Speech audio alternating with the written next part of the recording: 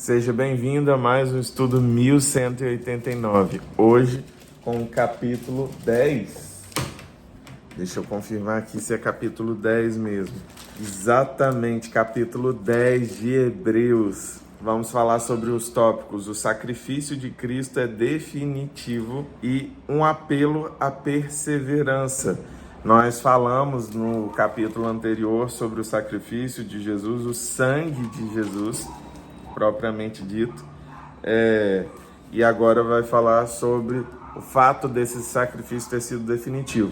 Talvez nesse período o autor de Hebreus estivesse enfrentando muitas dificuldades com os rituais judeus, e por conta disso, talvez até os judeus que estavam aceitando a Jesus estavam tendo alguma dificuldade se eles deveriam continuar com as antigas práticas de sacrifícios e rituais que eles realizavam.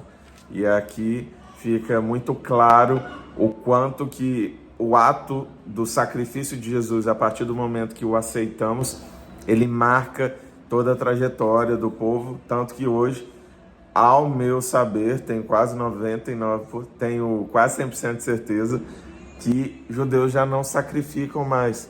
Então, mesmo aqueles que não reconhecem Messias, não reconhecem Yahvé, não reconhecem Jesus como Deus, eles já não vivem conforme a primeira aliança.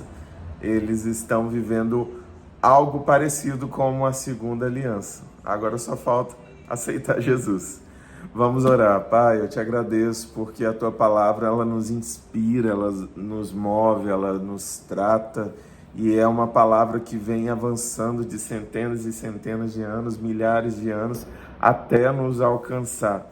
E te pedimos que essa palavra milenar possa trazer vida a cada um de nós, que em nossas dores, em nossas aflições, possamos buscar ao Senhor, que tem a resposta e tem o ponto final de cada uma das histórias que nós queremos concluir. Ser conosco e se revela em mais essa oportunidade, em nome de Jesus. Amém. Vamos lá, capítulo 10. A lei traz apenas uma sombra dos benefícios que hão de vir, e não a sua realidade. Por isso, ela nunca consegue, mediante os mesmos sacrifícios repetidos ano após ano, aperfeiçoar os que se aproximam para adorar. Então, não adianta a pessoa vem, sacrifique, e no outro ano tem que vir de novo sacrificar. Por quê? Porque ela não está mudando, ela está se balizando naquele ato de sacrificar como sendo um ato que ela agora está validada para pecar novamente. Não era esse o propósito.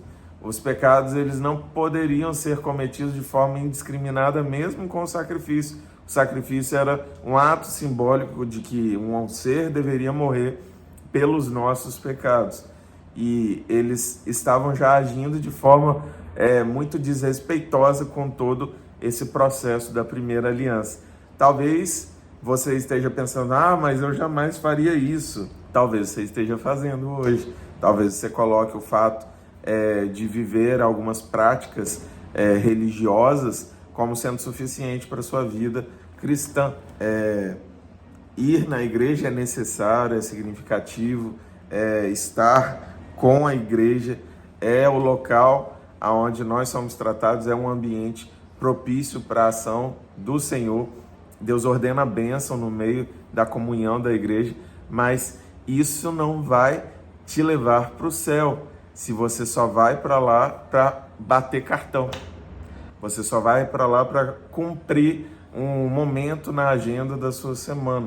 Você tem que ir à casa do Senhor para realmente dar continuidade à sua adoração, que já acontece na segunda, na terça, na quarta, na quinta, na sexta, no sábado e aí no domingo também. Se pudesse fazê-lo, não deixariam de ser oferecidos? Pois os adoradores, tendo sido purificados uma vez por todas, não mais se sentiriam culpados de seus pecados. Contudo, esses sacrifícios são uma recordação anual dos pecados, pois é impossível que o sangue de touros e bodes tire pecados. Por isso, quando Cristo veio ao mundo, disse: sacrifício e oferta não quiseste, mas um corpo me preparaste de holocausto e ofertas pelo pecado, não te agradaste. Então eu disse: aqui estou, no livro está escrito a meu respeito, vim para fazer a tua vontade, ó Deus. Primeiro ele disse: sacrifícios, ofertas, holocaustos e ofertas pelo pecado não quiseste, nem deles te agradaste, os quais eram feitos conforme a lei. Então acrescentou: aqui estou, vim para fazer a tua vontade. Ele cancela o primeiro para estabelecer o segundo. Pelo cumprimento dessa vontade, fomos santificados por meio do sacrifício do corpo de Jesus Cristo, oferecido uma vez por todas. Dia após dia, todo sacerdote apresenta-se e exerce os seus deveres religiosos. Repetidamente oferece os mesmos sacrifícios que nunca podem remover os pecados. Mas quando este sacerdote acabou de oferecer para sempre um único sacrifício pelos pecados, assentou-se à direita de Deus.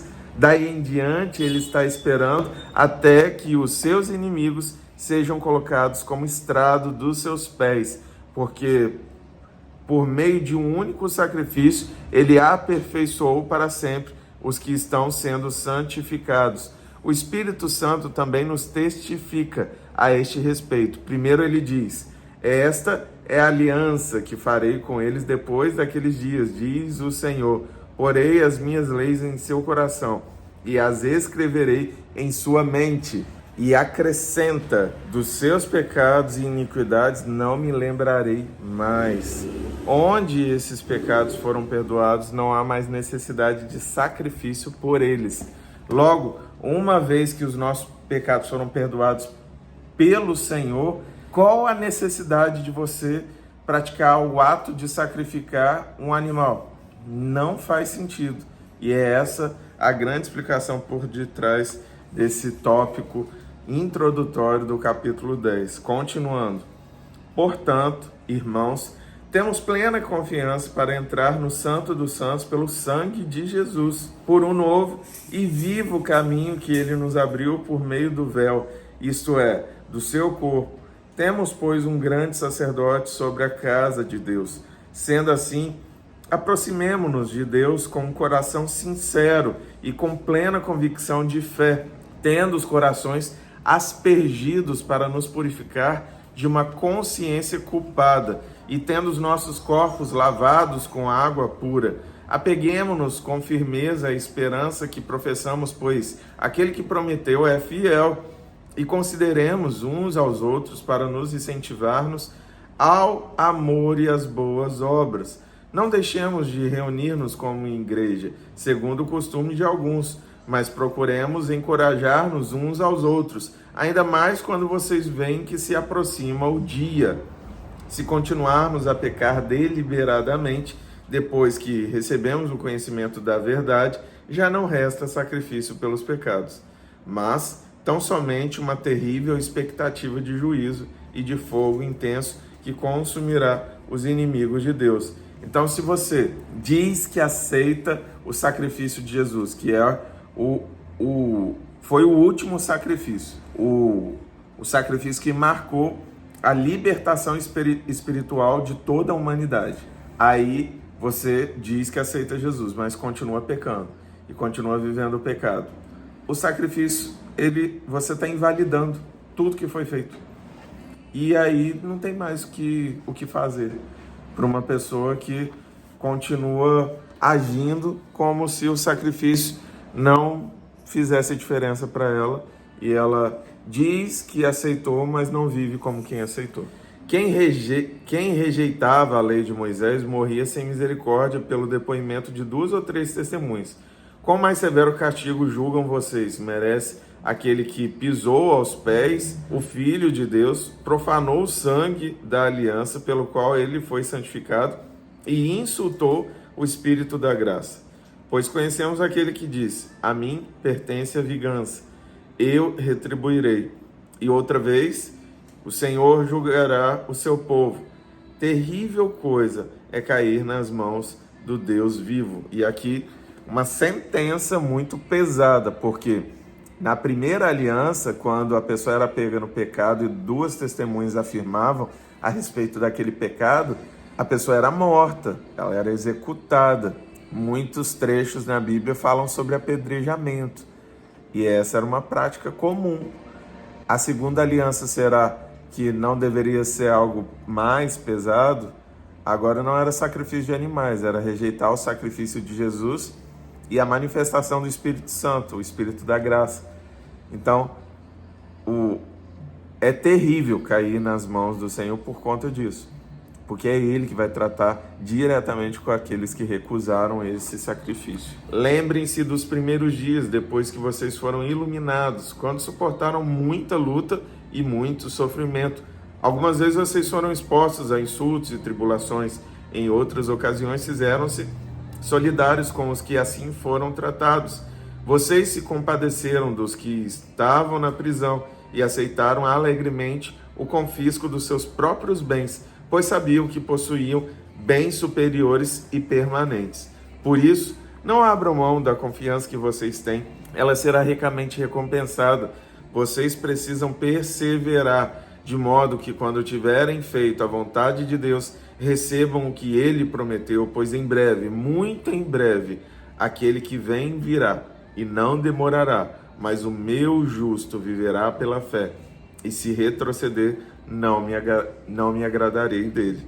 Nós, porém, não somos dos que retrocedem e são destruídos, mas dos que creem e são salvos. Nós não retrocederemos, nós avançaremos e seremos achados pelo Senhor.